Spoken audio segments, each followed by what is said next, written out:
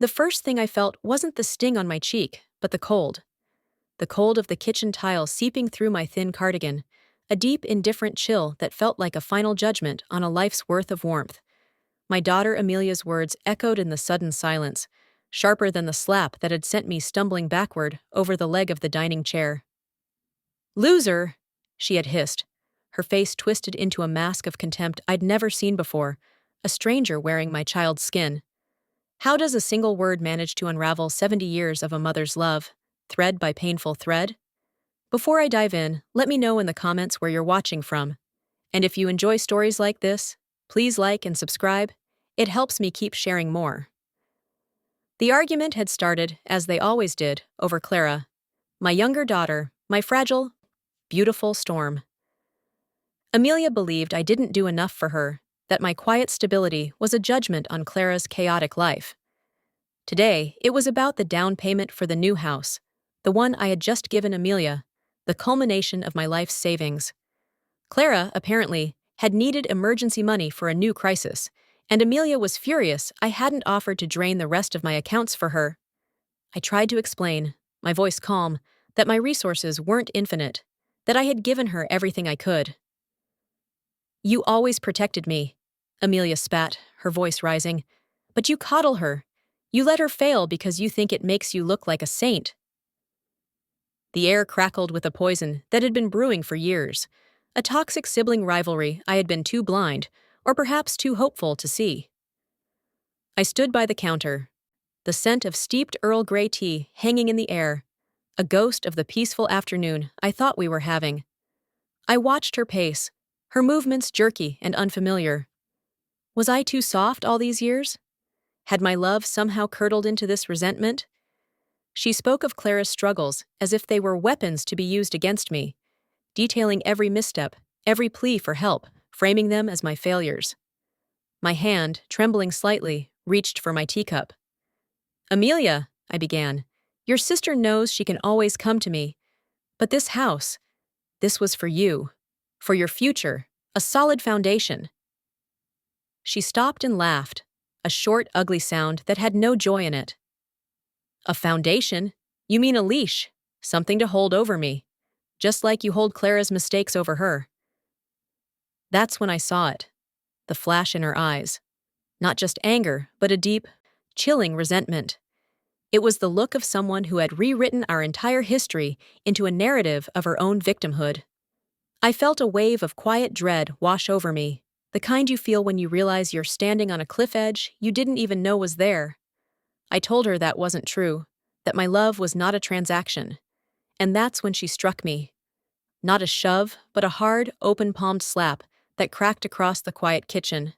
The force of it sent my glasses flying, and I stumbled, my hip hitting the edge of the table before I crumpled to the floor. The teacup slipped from my hand and shattered on the tiles, a tiny, violent explosion of porcelain and amber liquid. The sound of it breaking seemed to wake her from her rage.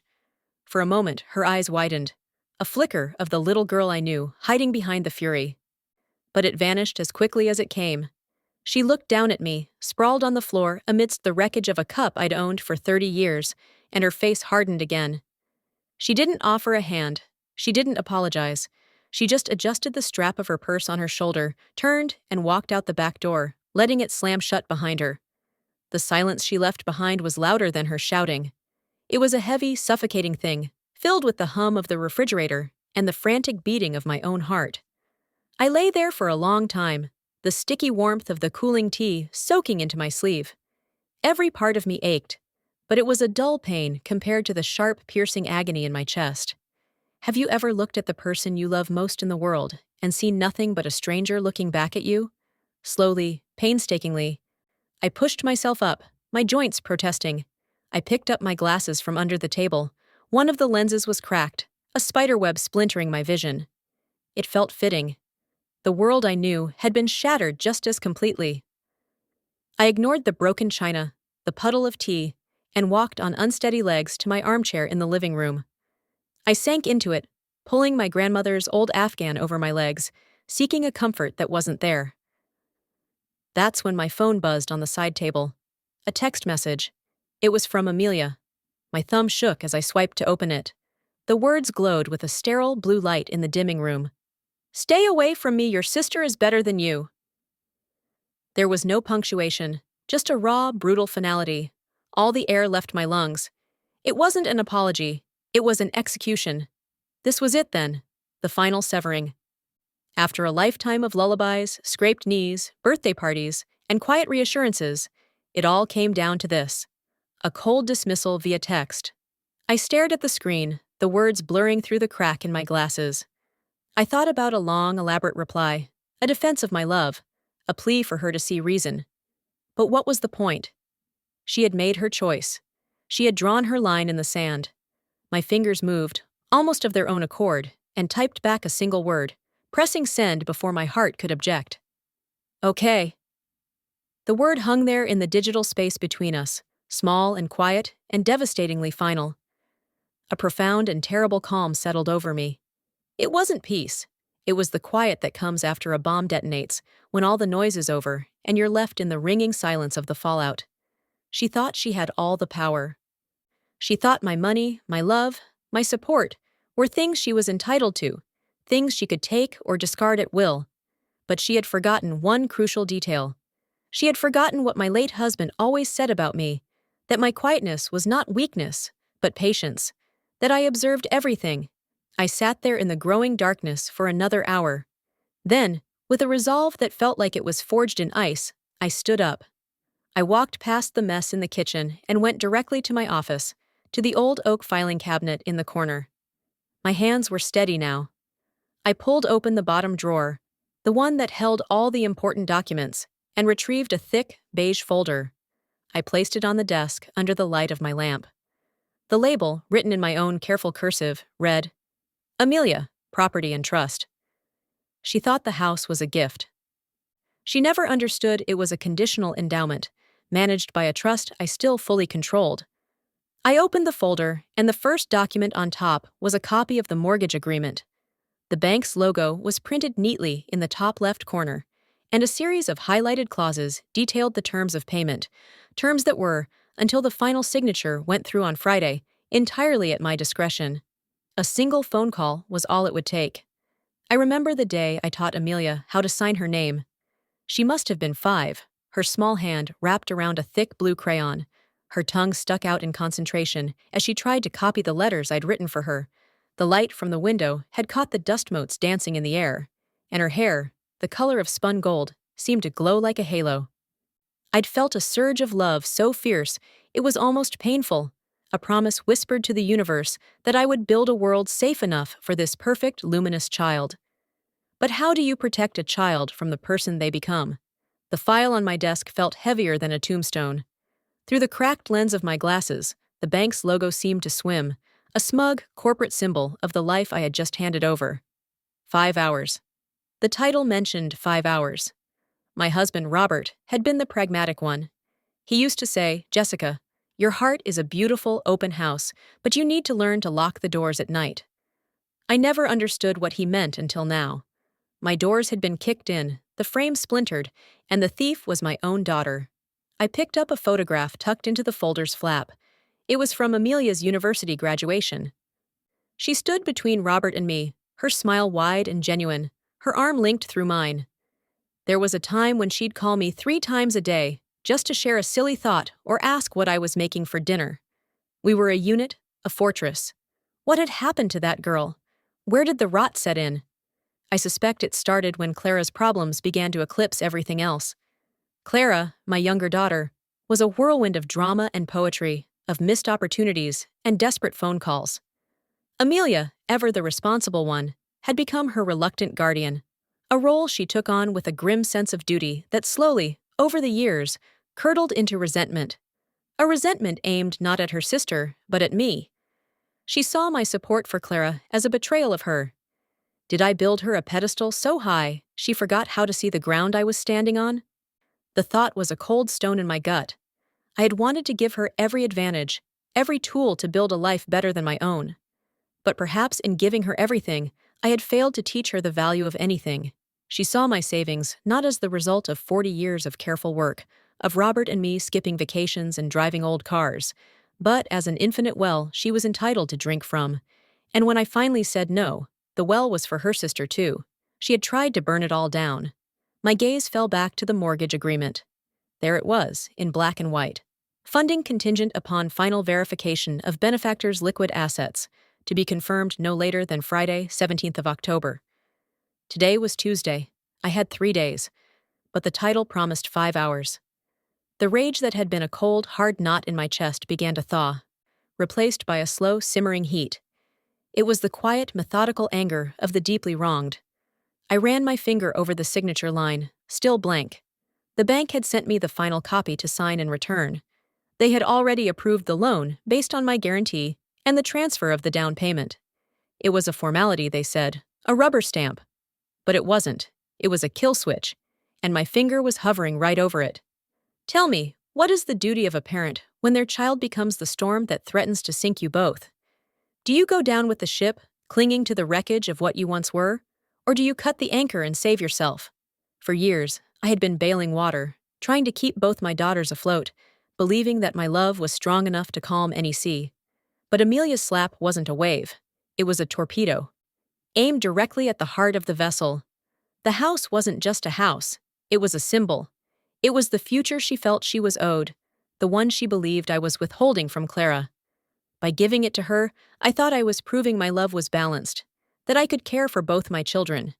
Instead, she saw it as a victory, a prize she had won in a silent, bitter war against her sister. And in her victory, she had shown me no mercy.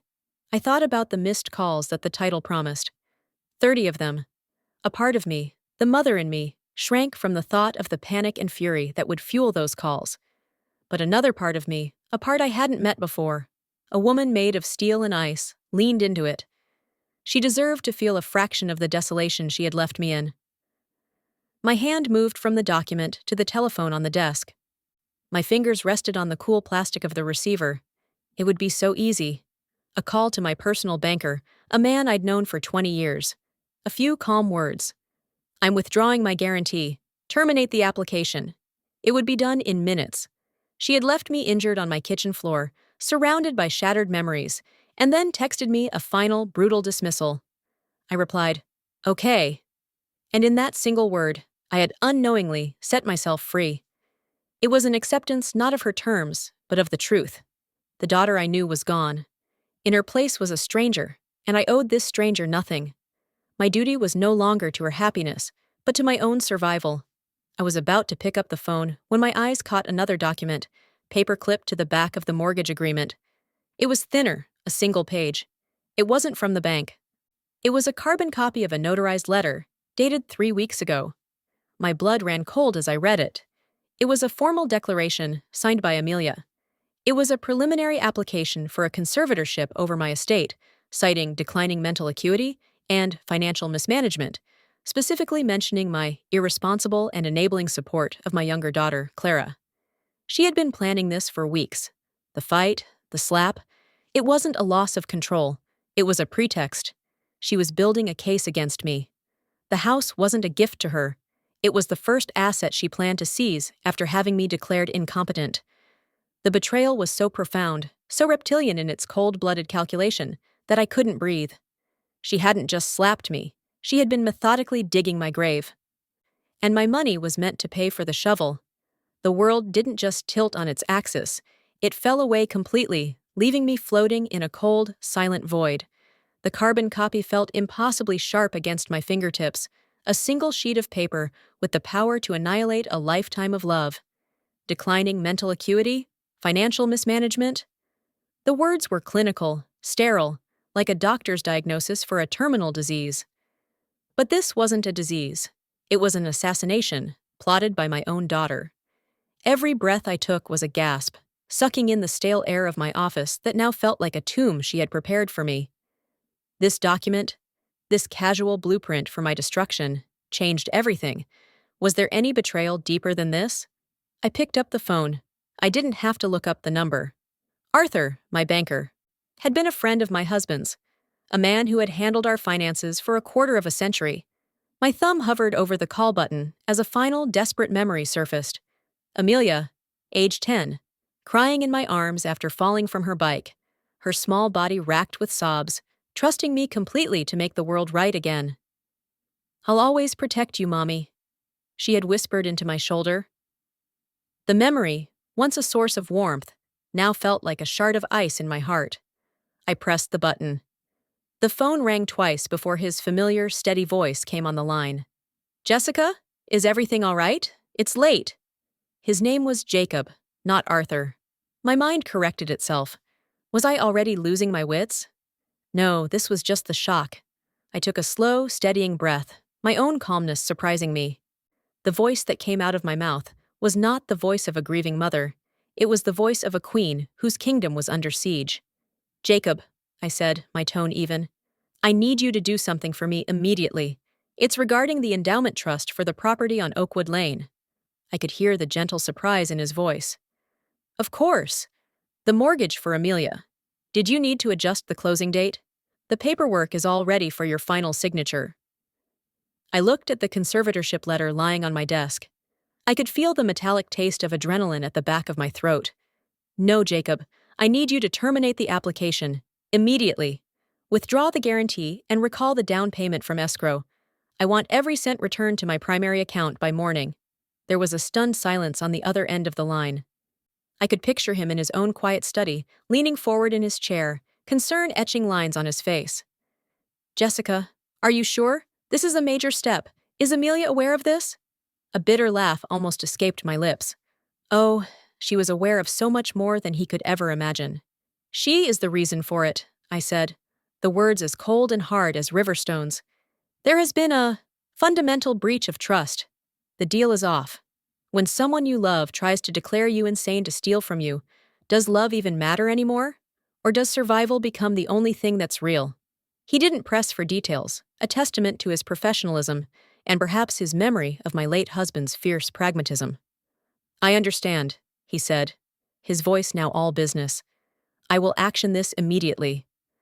The termination order will be filed first thing in the morning, and I'll initiate the wire recall. It will be irreversible, you know that?" "I'm counting on it," I replied, and the line went dead. I placed the receiver back in its cradle with a quiet, definitive click. It was done.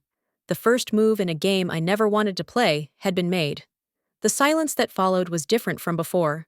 It wasn't empty. It was charged, humming with the electricity of a decision from which there was no retreat. My gaze fell back to the letter. All the little things from the past few months suddenly snapped into sharp, painful focus. Amelia's sudden insistence on reviewing my financial statements, cloaked as a daughter's concern. Her comments about me forgetting small details, said with a playful smile that I now recognized as a viper's hiss. The helpful suggestions that maybe it was time to simplify my life, to let her handle the big decisions. It wasn't concern. It was reconnaissance. She was mapping out my defenses, looking for weaknesses to exploit, all while smiling and accepting the very money she was using as proof of my incompetence. The sheer, breathtaking audacity of it stole my breath all over again. She had used my love for Clara as a weapon against me, painting my support as senility, my generosity as a weakness of the mind. And I, her loving, trusting mother, had been her primary target all along. The house was never meant to be her home. It was meant to be the centerpiece of her case, Exhibit A in the trial for my sanity. I sat there, frozen in my chair, for what could have been minutes or an hour. The shock had given way to a chilling clarity.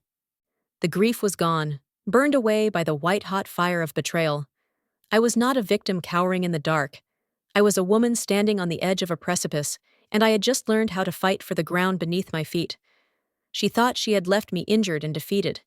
She didn't know that she had woken something up inside me, something that had been dormant for decades, something that resembled my husband's iron will. The quiet of the house was absolute, a world away from the storm I had just unleashed. I felt a strange sense of calm. This was my home, my life. She was not going to take it from me. That's when the doorbell rang. It wasn't a gentle chime. It was a sharp, insistent series of presses, one after the other, a frantic, demanding summons that shattered the stillness. It was the sound of someone who expected to be let in, someone who would not be ignored. I froze, my hand still resting on the desk next to the damning letter. It was too soon for Amelia to know about the mortgage. Far too soon. My blood ran cold. Who was at my door? The sound of the doorbell was a physical blow, each chime a hammer against my already frayed nerves. It wasn't just a ring, it was a frantic, desperate leaning on the button, an assault on the silence of my home. My first instinct was pure animal fear. Had Amelia somehow found out already? Had she sent someone? My hand, shaking, swept the conservatorship letter from the polished surface of the desk and into the top drawer, shutting it with a soft, definitive thud. A secret that damning couldn't be left in the open. I rose from my chair, my legs feeling like brittle twigs, and made my way through the darkened house. The ringing stopped, replaced by a frantic pounding on the heavy oak door. Then a voice, thin and reedy, cut through the wood. "Mom? Mom, please, open the door. It's me. It's Clara." Clara. Of all the people I could have imagined, my younger daughter was the last. My heart, which had been a block of ice, felt a painful, confusing thaw. I fumbled with the locks, my fingers clumsy. What was she doing here? Amelia's bitter words from earlier echoed in my mind. "You coddle her. You let her fail." I pulled the door open, and my daughter practically fell inside. She was a storm in human form. Her mascara was smeared in black rivulets down her cheeks. Her hair was a tangled mess, and she was trembling, clutching a frayed canvas bag to her chest like a shield. She looked not at my face, but at the cracked lens of my glasses. "What happened to you?" she whispered, her voice a ragged edge of sound. I didn't answer, just stepped back and let her in, the scent of rain and cheap perfume filling the entryway. "Amelia called me," she began, the words tumbling out in a rush, a torrent of panicked confession. "She told me what happened. She said you had a fight. Mom, I am so sorry. I never wanted. I didn't know she would hurt you." I led her into the living room, my movements slow and deliberate, a stark contrast to her frantic energy. I did not sit. I stood before the cold fireplace, my arms crossed, waiting. I had been a participant in my family's drama for 70 years. Tonight, I was merely an observer. "What didn't you know, Clara?" I asked, and the sound of my own voice was unnervingly calm. She collapsed onto the sofa, burying her face in her hands. Her sobs were loud and theatrical, the practiced sounds of a lifetime of curated crises. "The plan," she choked out between gasps. "The whole thing. She told me. She said you were losing it, that you were giving all your money away to strangers online, that you were getting confused. She said someone had to step in and protect the family's assets." Have you ever had a moment where you realize the story you've been living is a complete and utter fiction, written by someone else to suit their own narrative? Every memory I had of Clara's frantic calls for help, every check I had written to cover her latest disaster, every tearful promise that this time she would get it right, it all replayed in my mind. But the film was tainted, the colors warped. I wasn't her savior. I was a character in her and Amelia's script. I was the unstable matriarch. "And what part did you play in this plan?" I asked, my voice dangerously quiet. She looked up, her eyes wide and pleading. It was a look I knew well, a look that had undone my resolve 1,000 times before. She said if I helped her, if I wrote down all the times you seemed confused and signed a statement, that once she was in control, she would make sure I was taken care of, for good. No more struggling. She promised me, Mom. The secret, laid bare on my antique Persian rug, was uglier than I could have imagined. This wasn't one daughter turning on me. This was a conspiracy. Amelia, the cold-blooded strategist, and Clara, the emotional saboteur. They had worked in tandem, one from the outside and one from within, to dismantle my life. The grief I felt was immense, a vast, hollow ache for the 2 little girls who had once held my hands and believed I was magic. They were gone. In their place were these 2 strangers, these thieves. My silence unnerved her. The sobbing subsided, replaced by a nervous fidgeting.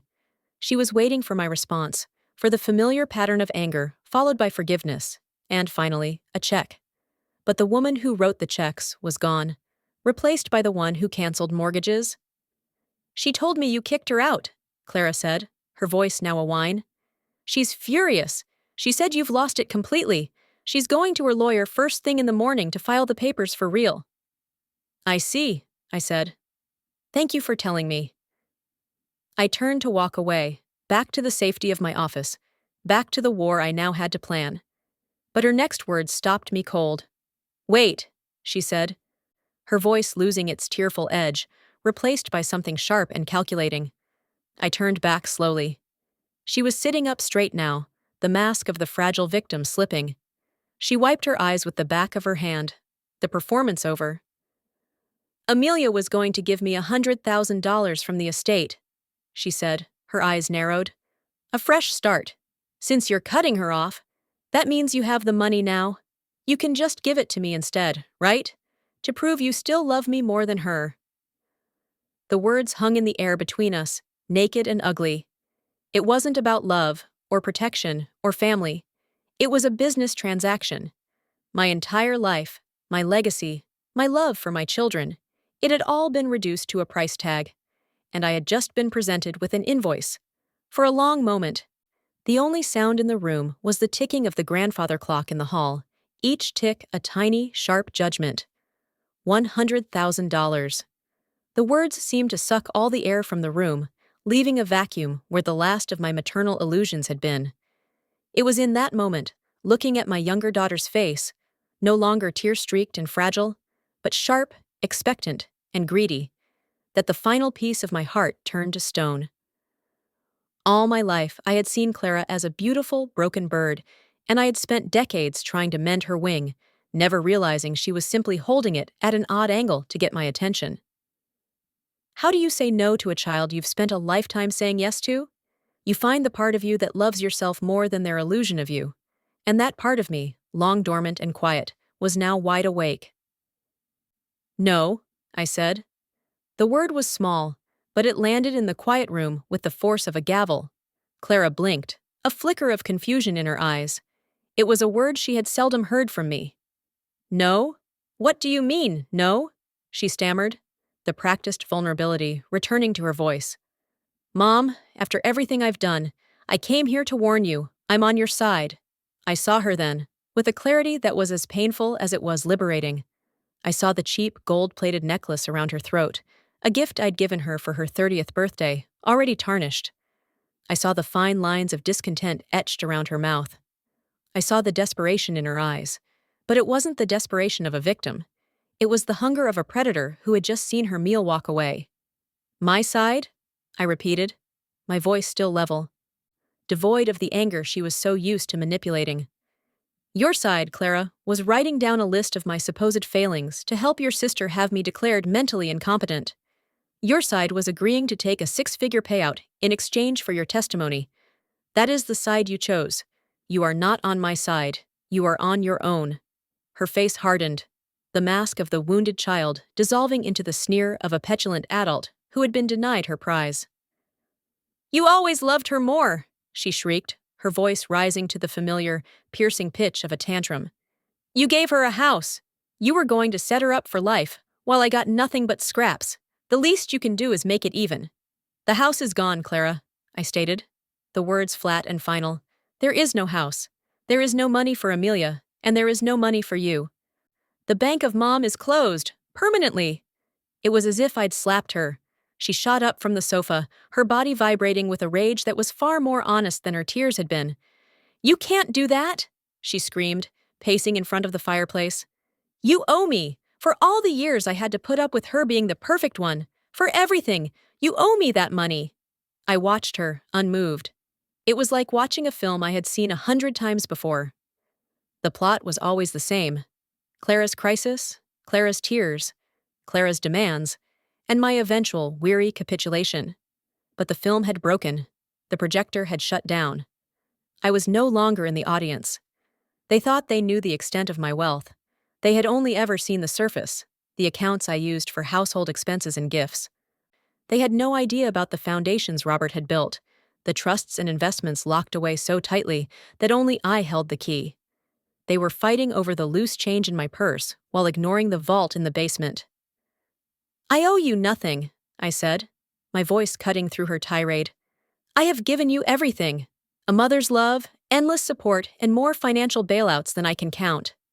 In return, you conspired with your sister to have me stripped of my home, my freedom, and my dignity. The debt is not mine to pay. Now, I want you to leave my house." She stopped pacing and stared at me, her chest heaving. She saw it in my eyes then. The finality. The end of her power over me.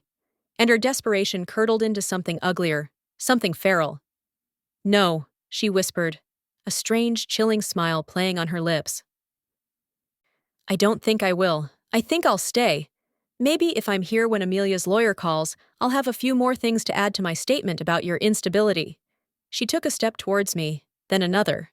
Her eyes darted around the room, landing on a heavy crystal vase on the mantelpiece, the one Robert had given me on our last anniversary.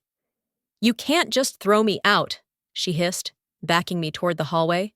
"You're just a confused old woman. Who's going to believe you?" She was between me and the door now, her posture menacing. The living room, once my sanctuary, suddenly felt like a cage. The comforting ticking of the clock now sounded like a bomb counting down. "You are going to regret this," she said, her voice dropping to a low, venomous threat.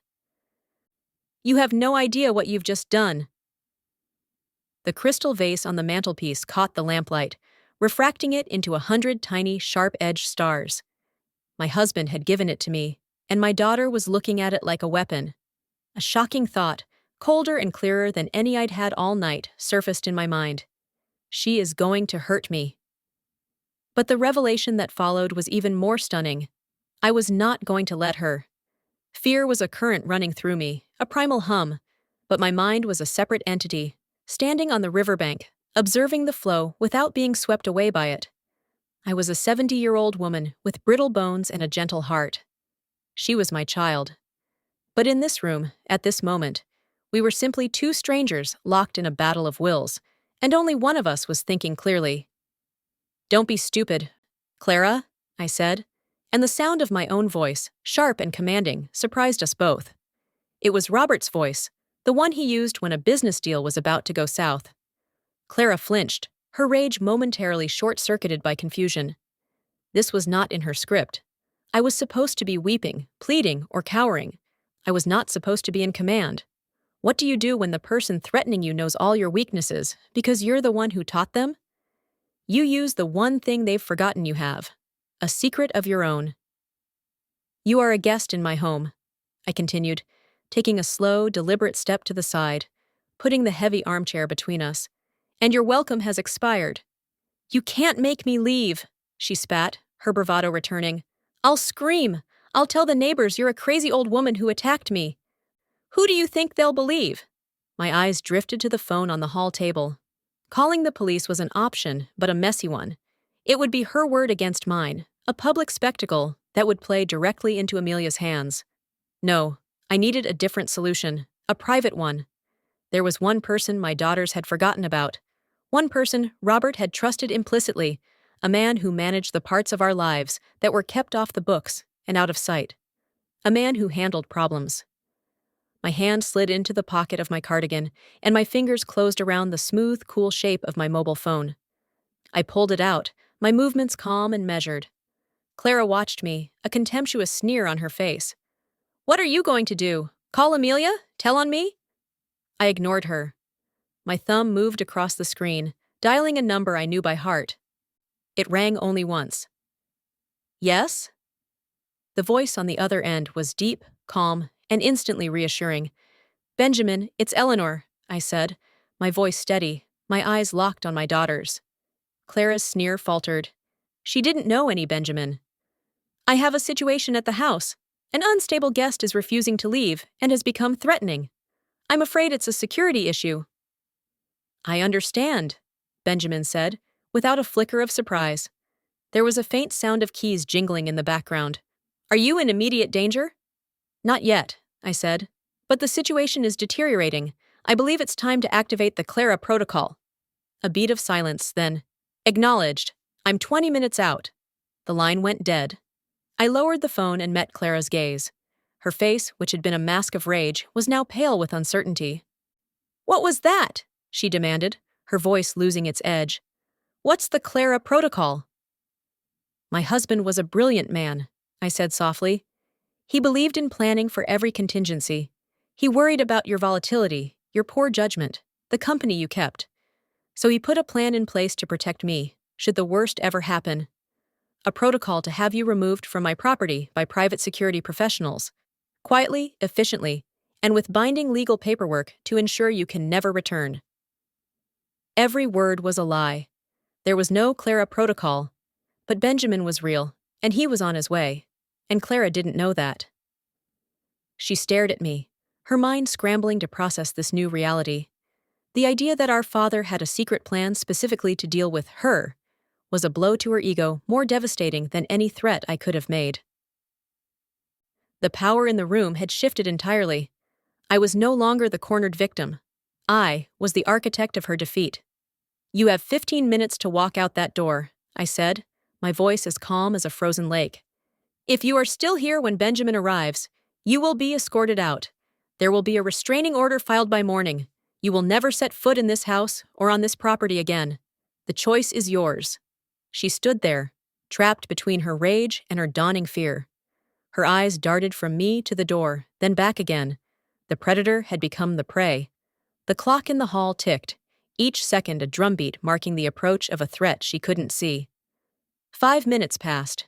10. The silence was thick with unspoken venom. Just as she opened her mouth to speak, a pair of headlights swept across the living room windows, painting the walls in stark white light. A heavy car door slammed shut outside, the sound echoing with an unmistakable authority in the quiet night. Benjamin was early. The headlights slicing through the window reminded me of the first time I met Benjamin. It was years ago, at a quiet dinner with my husband, Robert. He'd introduced him as a risk management consultant, a term I found amusingly vague. I remember Benjamin's handshake, firm and dry, and the stillness in his eyes, the calm, watchful gaze of a man who sees everything and reveals nothing. Robert had hired him, he'd explained later, to protect us from the uncertainties of the world. I never imagined the greatest uncertainty would one day be my own children. How strange that a memory of safety could be so laced with the dread of the present. A firm, polite knock echoed from the front door. Not the frantic pounding of Clara, but the confident rap of someone who knows the door will be opened. Clara, who had been a pillar of feral rage moments before, seemed to shrink. The sound of authority was something she instinctively recognized and feared. I walked to the door and opened it. Benjamin stood on the porch, a silhouette against the dark lawn. He was exactly as I remembered, tall, broad-shouldered, and dressed in a simple dark suit that made him look more like a corporate lawyer than a security specialist. His eyes, calm and assessing, moved past me to Clara, taking in her wild hair and panicked expression, then back to my face. "Mrs. Collins," he said, his voice a low, steady baritone, "you asked for assistance." He stepped inside, and his presence seemed to absorb all the chaotic energy in the room, leaving only a profound, unnerving quiet. He didn't look at Clara with aggression, but with a kind of mild, professional disinterest, as if she were a logistical problem to be solved, like a fallen tree blocking a road. "Miss Collins," he said, his voice polite but edged with steel, "your mother has requested that you leave her property." Clara sputtered, looking from Benjamin's impassive face to my own. All her weapons, her tears, her rage, her guilt, were useless against this man. He was immune to her particular brand of poison. "You can't do this," she whimpered, the last vestiges of her fight crumbling. "I'm her daughter." "My instructions are clear," Benjamin said, taking a half step toward her. It was the only movement he made, but it was enough. It was a final, non-negotiable statement. Defeated, Clara snatched her bag from the sofa. She wouldn't look at me, but I could feel the hatred radiating from her like heat. She walked to the door, a whirlwind of shame and fury, and then she was gone, her footsteps crunching on the gravel driveway before being swallowed by the night. Benjamin closed the door, the click of the lock sounding like the final word in a very long, very painful chapter of my life. The silence she left behind was vast and empty. Is there a greater sorrow than needing to hire a stranger to show your own child the door? The strength that had carried me through the last hour evaporated, and a wave of bone-deep exhaustion washed over me. I leaned against the wall, the dam of my composure finally breaking, and a single hot tear traced a path down my cheek. Benjamin remained by the door, giving me a moment. When I had collected myself, he spoke. Are you all right, Eleanor? His use of my first name was a quiet signal, a shift from client to confidant. I will be, I said, my voice raspy. But this is only the beginning. It's Amelia. She's planning to file for a conservatorship. She has a lawyer. It's happening in the morning. Benjamin nodded slowly, his expression unchanging. Nothing seemed to surprise this man. Robert hired me to protect your assets, he said. I believe a daughter with a law degree attempting a hostile takeover of your estate falls under that category. A faint, grim smile touched my lips. I need your help, Benjamin, not just for security. I need a strategist. I need someone who thinks like Robert did. That's why I'm here, he said. He walked out to his car and returned a moment later with a slim, handsome leather briefcase. He placed it on the hall table, the clasps clicking open with satisfying precision. He didn't pull out a weapon or a file. He produced a single, thick manila envelope, sealed with wax, and stamped with the crest of my husband's old law firm. Robert was a great believer in contingencies, Benjamin said, holding the envelope out to me. He foresaw the possibility that your daughter's ambitions might one day become a threat to you. He left this with me 17 years ago, with a single instruction. Give this to her on the day she decides to fight back. I took the envelope from his hand. It was heavy, solid. On the front, in my late husband's familiar, elegant script, was my name. Just my name. My heart hammered against my ribs. After all these years, my husband, my Robert, was reaching out from the past to help me win the war for my future. The weight of the envelope in my hands felt like a direct link to my husband, a tangible piece of his presence in a world that had felt empty of him for so long. The wax seal was a deep burgundy, the color of dried blood, and it felt warm against my thumb. Benjamin stood by the fireplace, a silent, respectful sentinel, giving me the space to commune with my ghost. For 17 years, this secret had been waiting, a final loving provision from a man who had seen the storm clouds gathering on a distant horizon. My fingers, though trembling slightly, were surprisingly deft as I broke the seal. The crack of the wax was a sharp, definitive sound in the quiet room, the sound of a lock breaking, a final door swinging open. The paper inside was thick and creamy, Robert's familiar, heavy stationery. The scent of him, a faint mix of old books and cedar, seemed to rise from the page. There were 2 items, a long, handwritten letter, and a heavy, old-fashioned skeleton key attached to a small numbered brass tag. My eyes scanned the first lines of the letter, and the world outside my small circle of lamplight seemed to fall away. My dearest Eleanor, it began, his script as bold and confident as he had been in life. If you are reading this, then my greatest fear has come to pass. I am sorry. I am sorry that my life's work, which was meant to be a fortress to protect you, has become the prize in a war you never wanted to fight. But since that war has come to your door, you must now win it. The words were a balm and a call to arms. My vision blurred, and I had to pause. My hand pressed to my mouth. He was here. In this room, in these words, he was with me. I continued reading, my voice a low whisper in the still air. He wrote of his love for me, but also of his clarity.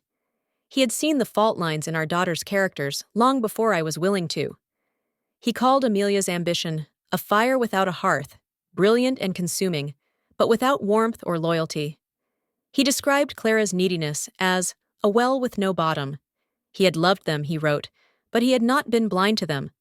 Can a love be so strong it reaches across time to protect you? My husband had just proven the answer was yes. The key, the letter continued, is for a safe deposit box at the First National Bank downtown. The documents inside will provide you with all the ammunition you need. Benjamin has the other key and the necessary legal authority to act as your proxy. Together, you hold the complete power to access it. When Amelia's lawyers call in the morning, Benjamin will know how to delay them. Your first and only priority must be that box. Well, I said, looking up at Benjamin, my voice thick with emotion, but my gaze clear. It seems we have an appointment in the morning. Benjamin gave a single sharp nod. Robert's foresight was his greatest asset. He called it being a pragmatist, I murmured, my eyes returning to the final paragraph of the letter. This was where his tone shifted. It lost its warmth, replaced by the cold, hard pragmatism I knew so well. It was the voice of Robert the businessman, the man who built an empire by never losing a fight. Eleanor, what is in that box will change how you see everything. It is not just about money. You will find financial instruments, of course, bearer bonds and untraceable assets that I kept separate from the estate, a war chest for you to use as you see fit. But you will also find a file. It is labeled AC Internal Audit 2008. My breath caught in my throat.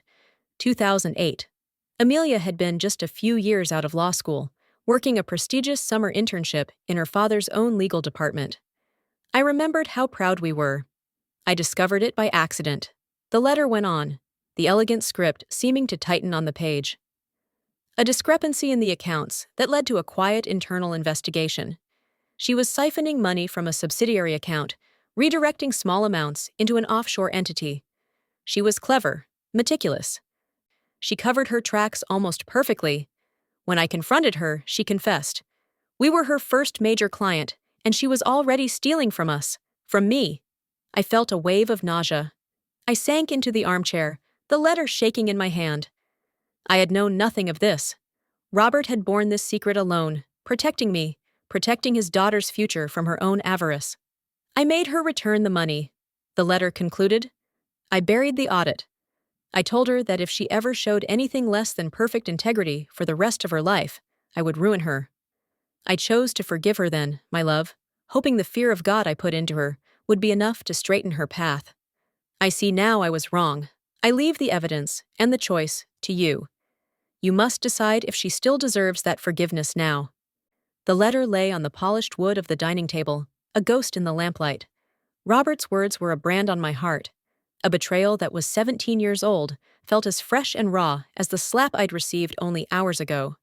It recontextualized everything, every success Amelia had ever had, every award she'd won, every proud moment I had celebrated. Her life wasn't a testament to ambition.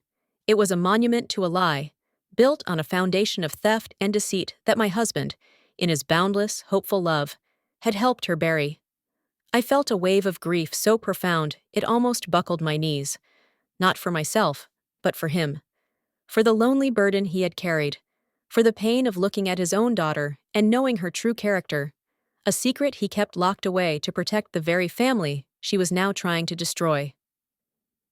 That grief held me for a long moment, a heavy, silencing shroud. And then it began to burn away, leaving behind the clean, cold, and righteous fury of a woman who had nothing left to lose. She didn't just betray me, I whispered, my voice shaking with a rage that felt ancient and powerful. She betrayed him. She betrayed his forgiveness. Benjamin, who had been standing silently by the window, turned to face me. Yes, he said, his voice even. She did. And now we will use his foresight to correct it. The night deepened, but the house was no longer a place of fear. It was a command center. We sat at the dining room table, a pot of strong black coffee between us, the key to the safe deposit box sitting next to Robert's letter like a loaded pistol. The grandfather clock in the hall no longer sounded like a bomb. It was a metronome, counting down the steady, measured beat to my counterattack. When you find out your child's entire life has been a lie, do you mourn the child you thought you had? Or do you fight the stranger they truly are? I had done my mourning. Now it was time to fight. Amelia's lawyer will move at dawn, Benjamin said, his voice a low murmur that was somehow more powerful than a shout.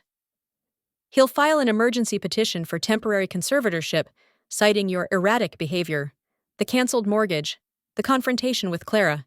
He will paint you as an unstable matriarch spiraling out of control. And what do? I asked, my own voice clear and strong. We strike first, he replied, a flicker of something that looked like admiration in his calm eyes. My legal contact, a woman named Ms. Alvarez, is the most ruthless family law litigator in the state. I'll have her on retainer before sunrise. She will file a counter-petition on your behalf, citing undue influence and attempted financial coercion by your daughters. Amelia filed the first complaint, but the court listens to the one who acts, not the one who threatens. And the box? I asked, my gaze falling on the key. You and I will be at the bank's door at 8 o'clock sharp, he said. Ms. Alvarez will have a courier waiting outside. Whatever is in that file, she will have it in her hands before Amelia's lawyer has even had his morning croissant. We will attach it as a sealed exhibit to our petition, a testament to your daughter's long-standing and dubious character. The plan was beautiful in its brutal efficiency. It was a Robert plan. It used precision and overwhelming force, turning my enemy's aggression into a fatal weakness. There was no hesitation in me. Robert had given Amelia the gift of his forgiveness once, a chance to redeem herself. She had squandered it. This was no longer about revenge for a 17-year-old crime. It was about using the undeniable truth of the past to protect my future. My love for my daughter was a casualty of a war she had started, and I would not let my life be another. We do it, I said, a final, unbreakable resolve settling into my bones. We do it all. Benjamin nodded, pulling out his phone to make the first of many calls. The sky outside was still a deep, starless black, but the first hints of a new day were on the horizon. A day of reckoning. As Benjamin spoke in low, coded tones to his lawyer, the landline on the hall table shrilled, its ring cutting through the quiet house like a siren. We both froze. The caller ID was blocked. Let it be, Benjamin said, holding up a hand. It's him, I said, a cold certainty washing over me. He's not waiting until morning. I stood up and walked to the phone, my steps steady. I was not the frightened woman from yesterday. I was Eleanor Collins, widow of Robert Collins, and I was the commander of this war. I picked up the receiver. Hello? Am I speaking with Mrs. Eleanor Collins? The voice was smooth, polished, and oozing a condescending sort of professional charm. It was the voice of a man who was used to winning. This is she, I replied, my tone as cold as a morgue slab. My name is Marcus Thorne, he said. I am the attorney representing your daughter, Amelia.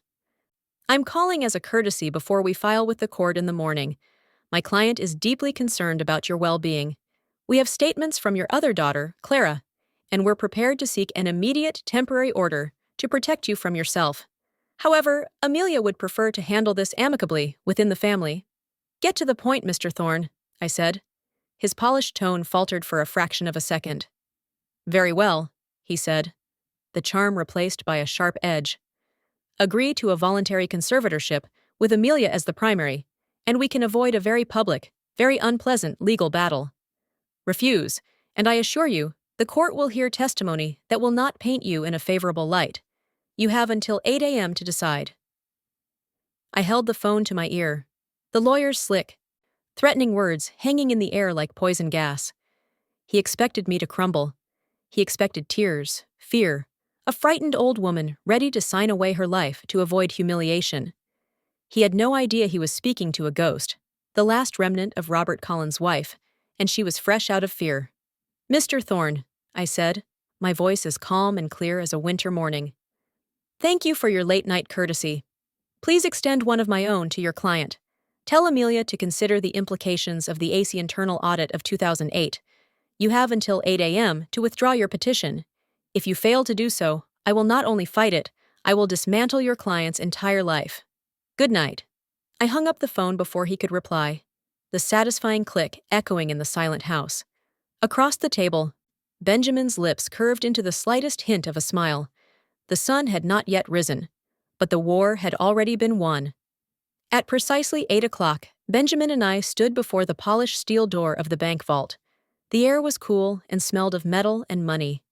The box was heavier than I expected, a solid, dense weight of secrets and salvation. In a small private viewing room, I placed it on the table and turned the key. Inside, beneath stacks of crisp anonymous bearer bonds that represented a fortune my daughters never knew existed, was the file. It was thin, unassuming, but as I opened it, I saw the truth of Robert's words.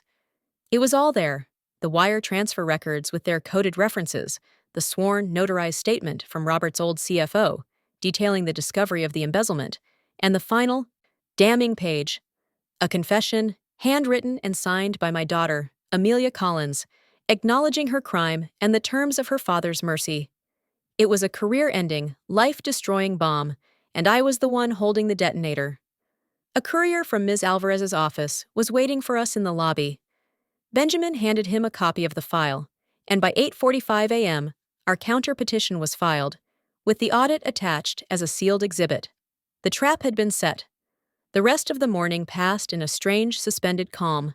Then, just after 11, my phone rang. It was Marcus Thorne. His voice had lost its predatory smoothness. It was strained, frantic. "Mrs. Collins, we need to talk. My client was young. It was a mistake. Your client is a 45-year-old woman who, less than 24 hours ago, assaulted me and then tried to have me declared mentally incompetent to seize my assets," I said, my voice devoid of emotion. "Her character, it seems, has been remarkably consistent. You have 1 hour, Mr. Thorne. You will fax a signed, unconditional withdrawal of the petition to my lawyer, Ms. Alvarez. You will also include a legally binding agreement, drafted by you, stating that Amelia will never again, for the rest of her life, attempt any legal action concerning my health or my estate.